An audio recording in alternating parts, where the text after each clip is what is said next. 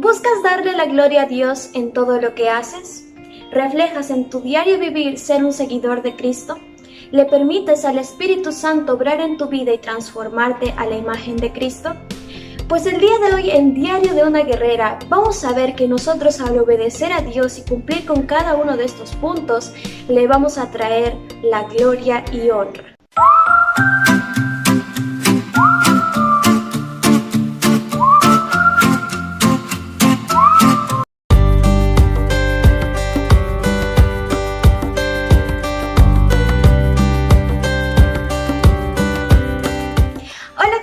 Soy Emily Tinoco y bienvenidos a Diario de una Guerrera. Como ya vieron en el título del video del día de hoy, vamos a continuar con nuestra serie Mujeres Dependientes de Dios. Ya habíamos visto dos lecciones en las que primero tenemos que confiar en el Señor, ¿verdad? Y en todas sus promesas. Y el día de hoy vamos a estudiar la lección número 3, que titula Conectar e impartir la gloria de Dios. Nuestro estudio del día de hoy está ubicado en el texto de 2 a los Corintios capítulo 2, versículo 14 hasta el capítulo 4, versículo 6. Nuestro primer punto vamos a ubicarlo en 2 a los Corintios capítulo 2, versículos 14 al 16, que titula Triunfantes con Cristo. Vamos a leer lo que dice este pasaje. Mas a Dios gracias, el cual nos lleva siempre en triunfo en Cristo Jesús, y por medio de nosotros manifiesta en todo lugar el olor de su conocimiento, porque para Dios somos grato olor de Cristo en los que se salvan y en los que se pierden. A estos ciertamente olor de muerte para muerte, y a aquellos olor de vida para vida. Y para estas cosas, ¿quién es suficiente? Pues no somos como muchos que medran falsificando la palabra de Dios, sino que con sinceridad, como de parte de Dios y delante de Dios, hablamos en Cristo. Algo muy interesante del apóstol Pablo es que siempre usa ilustraciones de su cultura para hacernos entender los asuntos espirituales. En este texto estamos viendo un escenario de una entrada triunfante, en la que en ese entonces los romanos celebraban o hacían esta celebración, era una tradición muy importante, una celebración demasiado importante en su cultura, y es que cuando ellos ganaban una batalla, el general entraba triunfante junto con sus soldados y los esclavos que pues en ese entonces si habían ganado los traían a su pueblo. Y esto era algo importante ya que recorrían las calles y en ese entonces se quemaba incienso y algunas especies. Y esto hacía que todo el camino se llenara de un olor que era muy típico, que todas las personas lo reconocían como ya una entrada triunfal.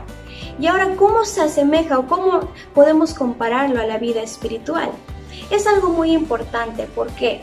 Porque recuerden que Jesucristo representa a ese capitán triunfoso, porque Él ya venció a Satanás, Él venció a la muerte, cuando Él murió en la cruz del Calvario. Ahora, quienes lo acompañan se puede interpretar de dos maneras.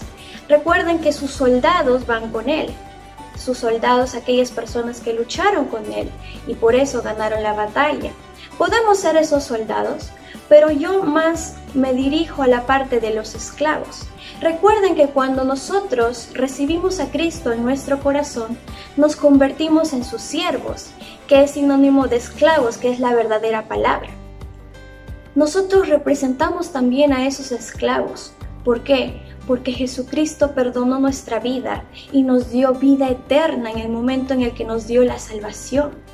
Y nosotros somos partícipes de ese triunfo porque estamos siendo partes de ese festejo.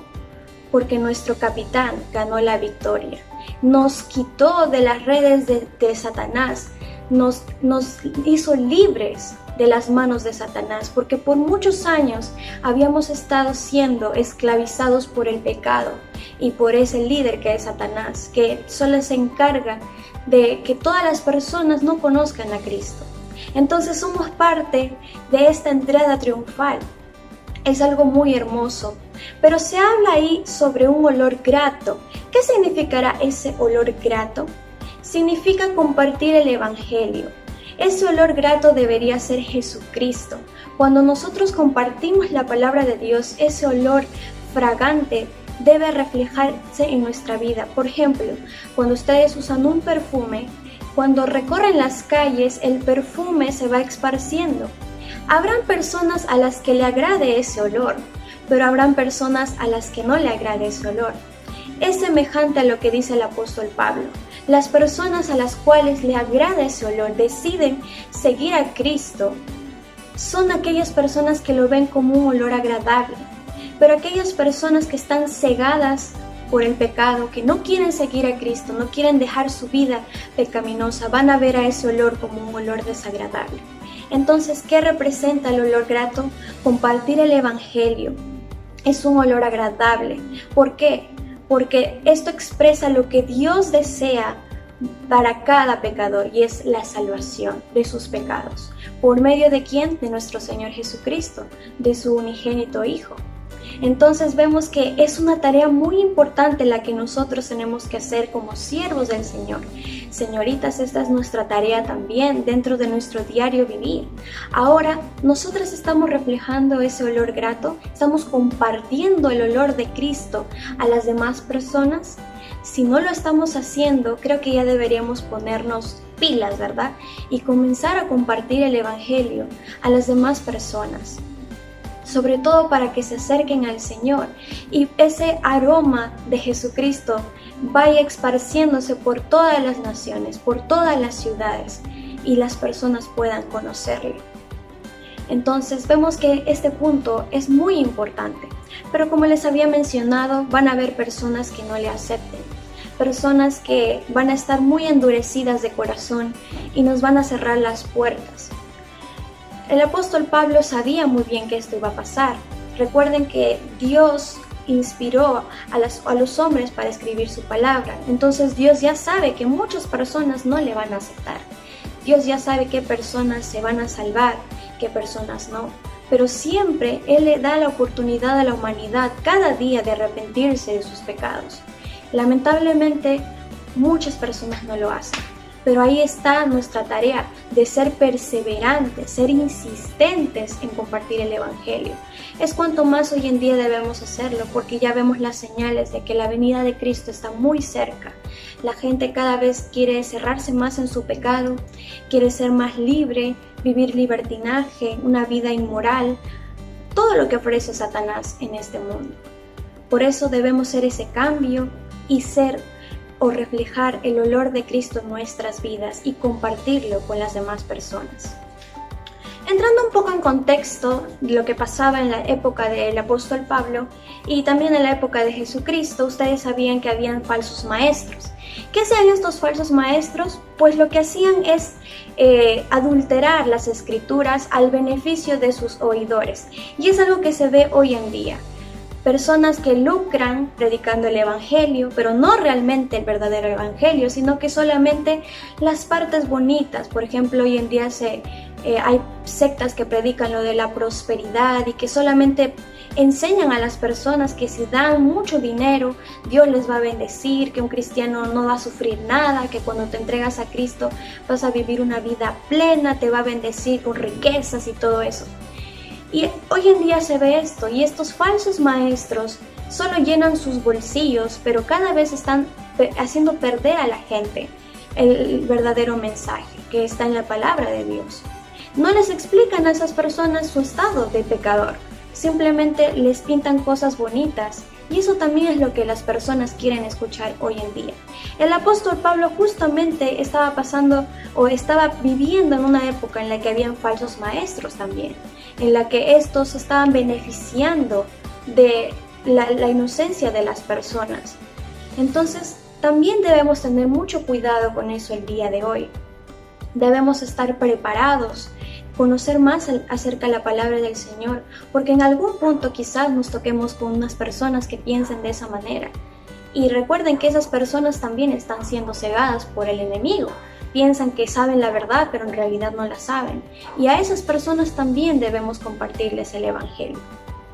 La segunda parte de nuestro estudio del día de hoy lo vamos a estudiar en el capítulo 3 y vamos a ver dentro del capítulo 3 en adelante hasta el capítulo 6 que Pablo iba a demostrar su autoridad apostólica. Él va a enseñar a las demás personas por qué realmente es un apóstol, va a defender su postura, ya que en ese momento él estaba siendo cuestionado por los falsos apóstoles, falsos maestros y judaizantes. Entonces en ese momento Pablo, a partir de este capítulo, va a demostrar su autoridad apostólica. Vamos a dividir este punto en dos partes y vamos en nuestro primer punto, que es recomendación del ministerio hacia los creyentes, y vamos a situarnos en el capítulo 3 y vamos a leer los versículos del 1 al 3. ¿Comenzamos otra vez a recomendarnos a nosotros mismos? ¿O tenemos necesidad, como algunos, de cartas de recomendación para vosotros o de recomendación de vosotros? Nuestras cartas sois vosotros, escritas en nuestros corazones, conocidas y leídas por todos los hombres, siendo manifiesto que sois carta de Cristo expedida por nosotros, escrita no con tinta, sino con el Espíritu del Dios vivo, no en tablas de piedra, sino en tablas de carne del corazón. Se habla de las cartas de recomendación. ¿Qué es lo que sucedía? Como les acabo de mencionar, habían muchos falsos maestros y lo que hacían en ese entonces es que los verdaderos maestros tenían cartas de recomendación. ¿Qué sucedía en el caso del apóstol Pablo? Él no tenía esas cartas de recomendación, pero es porque él no las necesitaba. Y ahí es cuando se puso en cuestionamiento justamente la autoridad del apóstol Pablo, de que no era un verdadero maestro. Y ahí es cuando entramos a este texto en el que él está diciendo por qué razones y quién era su carta de recomendación. Y ahí menciona que todos los creyentes en Corinto eran esa carta de recomendación. Él estaba diciendo que todas las personas que llegaron a los pies de Cristo, gracias a que el apóstol Pablo les haya predicado el Evangelio, son su carta de recomendación. Ahora, no vamos a malinterpretar esto, no es que el apóstol Pablo se estaba llevando el crédito y diciendo, por mi causa es que todos ustedes conocen a Cristo y es por mí. No, él simplemente estaba diciendo que no necesitaba esas cartas de recomendación, porque muchas personas habían sido salvas por lo que él había predicado. ¿Pero esto por qué? Porque Jesucristo entró en sus vidas. Ellos fueron salvos por causa de Cristo. Entonces, él estaba diciéndole esto a estos falsos maestros. ¿Qué pasa en nuestra vida hoy en día? Algo muy importante es que nosotros también somos como esa carta de recomendación. Y muchas veces no estamos reflejando realmente un cambio en nuestra vida. Un creyente debe reflejar realmente un cambio, de una transformación. Transformación es pasar de un cambio total, un cambio rotundo, de un estado a otro. Y eso es lo que provoca cuando nosotros somos salvos por Cristo. Entonces, el apóstol Pablo estaba diciendo, miren a estos hombres, miren a los creyentes en Corinto, han cambiado bastante. Bueno, en ese entonces quizás estaban confundidos también por todo lo que estaba pasando, pero ellos eran el reflejo justamente de esa carta de recomendación que les digo hoy en día. Demostremos nosotros hoy en día que venimos por parte de Cristo, que Jesucristo dio su vida por nosotros y nosotros también queremos compartir el Evangelio a las demás personas. Pero algo bastante interesante también dentro de esto es que no solo los hermanos en Corinto reflejaban esa carta de recomendación, sino que nuestro mismo Señor Jesucristo le había impartido autoridad al apóstol Pablo para predicar su palabra a todas las personas. Recuerden que tuvo un encuentro personal con nuestro Señor Jesucristo. Así que, ¿qué más pruebas querían estos falsos maestros? Imagínense, Jesucristo mismo le dio esta tarea y a nosotros también. En el momento en el que leemos nuestro versículo de ir y hacer discípulos a todas las naciones, no solo se los dijo a los discípulos en ese entonces, sino que eso nos lo dijo a todos nosotros, todos sus seguidores, sus hijos. Esa tarea es para cada uno de nosotros. No necesitamos que alguien todavía nos diga, ya puedes ir y discipular, no, porque esa orden ya nos la dio nuestro Señor Jesucristo y debe ser obedecida. La segunda parte la vamos a estudiar en el capítulo 3 desde el versículo 4 hasta el versículo 18, que titulamos esta parte como la competencia para el ministerio. Y vamos a estudiar 3 puntos importantes dentro de este punto. Y en primer lugar veremos que nuestra competencia viene de Dios. Vamos a leer el versículo 5, capítulo 3, versículo 5. No que seamos competentes por nosotros mismos, para pensar algo como de nosotros mismos, sino que nuestra competencia proviene de Dios. En muchos de mis estudios, en muchos de los programas que les he compartido, enfatizaba esta parte, que es muy importante que tengamos en cuenta, y es que todas nuestras habilidades, dones, talentos e incluso nuestra competencia, todo viene de Dios, no es de nosotros. Y ahí el mismo apóstol Pablo nos está diciendo que no tenemos que verlo como algo de nosotros, como para jactarnos, decir, yo lo hice, sino que debemos verlo como lo que Dios nos provee a cada uno de nosotros para llevar a cabo la misión que nos ha dado. Entonces la competencia viene de nuestro Señor Jesucristo, de Dios. El apóstol Pablo fue elegido por Dios. Hay algo muy importante que se debe saber, y es que ninguna especialidad humana puede sustituir la capacidad divina que viene por parte de Dios. Es decir, que una persona puede estar muy preparada, puede ser una persona que estudia bastante de la Biblia, pero si esta persona no ha recibido el llamado de Dios para ser quizás un líder en caso de los varones, y en caso de las señoritas quizás para enseñar a los niños, a las damas, no lo va a poder llevar a cabo porque esa capacidad viene solo de Dios. Y eso lo he visto en muchos siervos del Señor que comentan acerca en su testimonio de que antes no podían decir ni una sola palabra en público, que no sabían qué decir. Quizás la primera prédica que dieron duró muy poco tiempo porque tenían temor.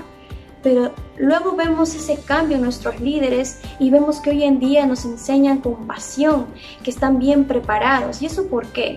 Porque realmente la competencia que Dios les ha dado les ha ayudado a poder llevar a cabo la tarea que ellos tienen. Entonces es algo muy importante que tenemos que saber, que para llevar a cabo algún liderazgo debemos ser llamados por Dios. Y Dios nos va a mostrar porque nos va a abrir las puertas para poder llevar a cabo esto. Entonces tengamos mucho cuidado con esto. Ahora, no estoy diciendo con esto que está mal ser preparado, por lo contrario. Conocer de las escrituras ayuda bastante, en especial a los que son líderes, porque nosotros cuando somos nuevos creyentes tenemos muchas preguntas acerca de la Biblia. Desconocemos todo porque recién somos bebés espirituales. ¿Y qué pasa si nuestro líder no tiene respuesta a una de nuestras dudas? Nosotros vamos a crearnos más interrogantes. Entonces las personas preparadas sí ayudan dentro de la obra del ministerio, pero como les digo, esa capacidad que tienen o ese intelecto no va a reemplazar la capacidad que Dios le da a una persona para compartir su palabra. En segundo lugar, estamos siendo transformados por el Espíritu Santo. Vamos a leer los versículos 17 y 18. Porque el Señor es el Espíritu, y donde está el Espíritu del Señor, allí hay libertad. Por tanto, nosotros todos, mirando a cara descubierta como en un espejo la gloria del Señor, somos transformados de gloria en gloria en la misma imagen como por el Espíritu del Señor.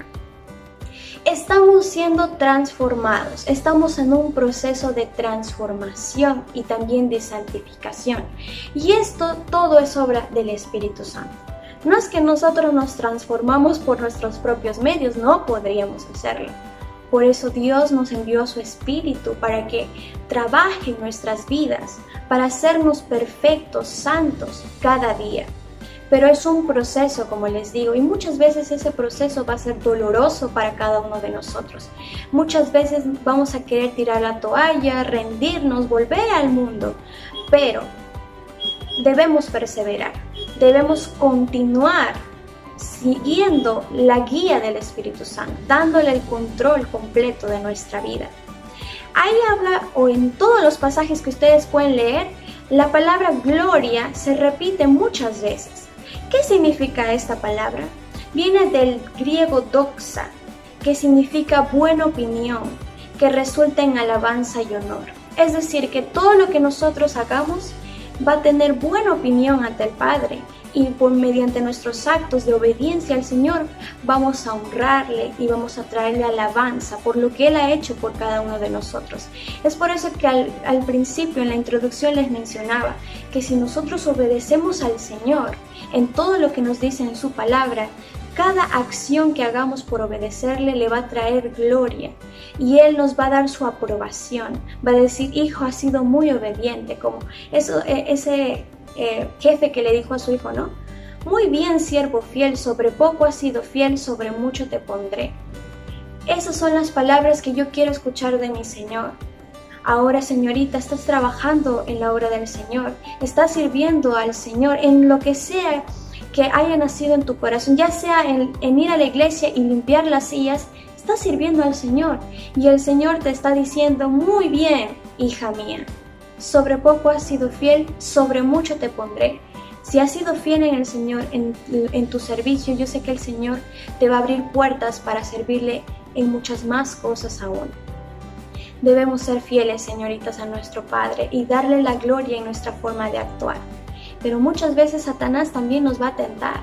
Él conoce nuestras debilidades, y como señoritas tenemos muchas debilidades.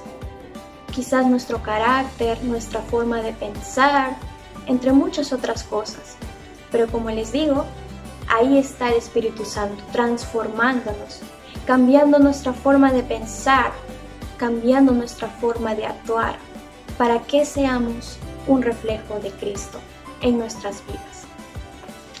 En tercer lugar, y el punto ya para llevarlo al accionar, es la acción que debemos hacer todas nosotras, todos nosotros, es el propósito de todo esto, y es llevar el Evangelio a las personas que están cegadas. El apóstol Pablo nos menciona en el capítulo 3, versículos 15 y 16, justamente la palabra cegados. Vamos a leer lo que dice. Y aún hasta el día de hoy, cuando se lee a Moisés, el velo está puesto sobre el corazón de ellos, pero cuando se conviertan al Señor, el velo se quitará.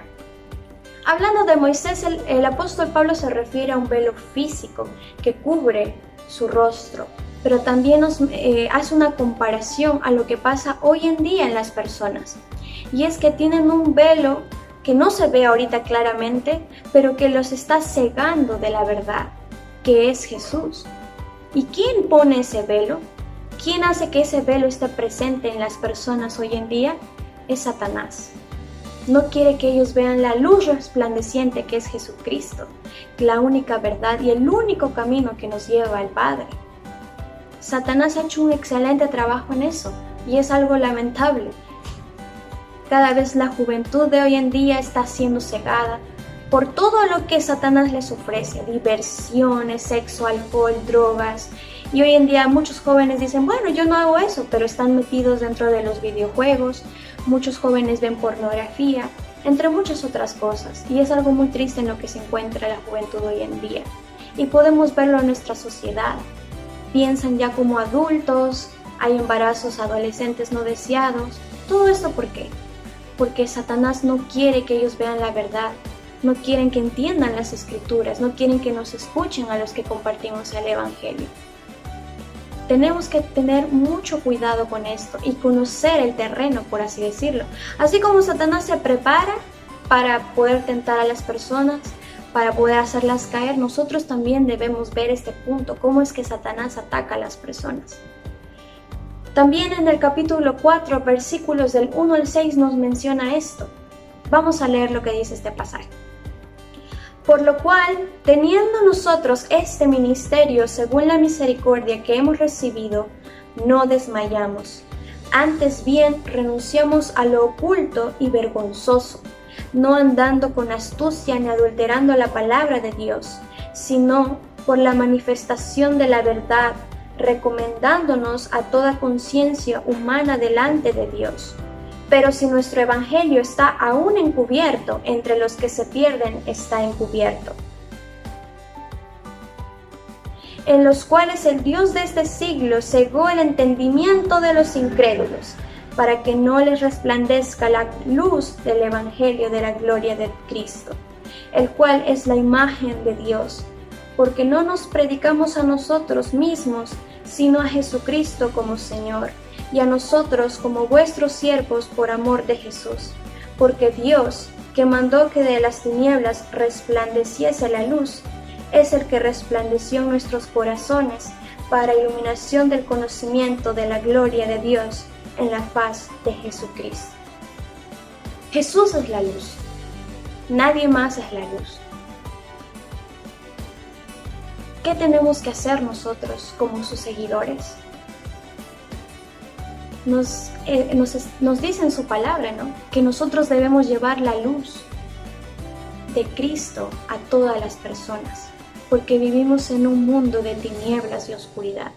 Por más que no lo veamos así físicamente, imaginémonos ese escenario. Estamos realmente en un mundo de tinieblas y de oscuridad. Pero cada creyente va a llevar la luz de Jesucristo a otras personas. Hagamos que esa luz se encienda cada vez más. ¿Qué debemos hacer ante esto? En primer lugar, no desmayar. Nos dice que no debemos desmayar, sinónimo de no rendirse. Muchas veces tiramos la toalla cuando alguna compañera, compañero, alguna persona a la que le hayamos compartido el Evangelio no quiere escucharnos. O tiramos la toalla cuando creemos que la tarea que Dios nos ha dado es muy difícil. Es algo muy propio de nosotros, pero como ya les mencioné, justamente en la primera lección debemos confiar en Dios. Dios quiere que nosotros confiemos en Él cuando ya no podamos más. Porque no podremos en nuestras fuerzas, sino en las fuerzas de Dios. Y Dios nos dijo, ¿no?, que va a estar con nosotros en el momento en el que cumplamos y obedezcamos lo que Él nos ha mandado. ¿Qué demás debemos hacer? Debemos dejar que el Espíritu Santo nos guíe, que guíe nuestra vida, que seamos más como Cristo. En el momento en el que hablamos, debemos reflejar a Cristo. En el momento en el que actuamos, debemos reflejar a Cristo. Siempre dar testimonio de Cristo en nuestras vidas.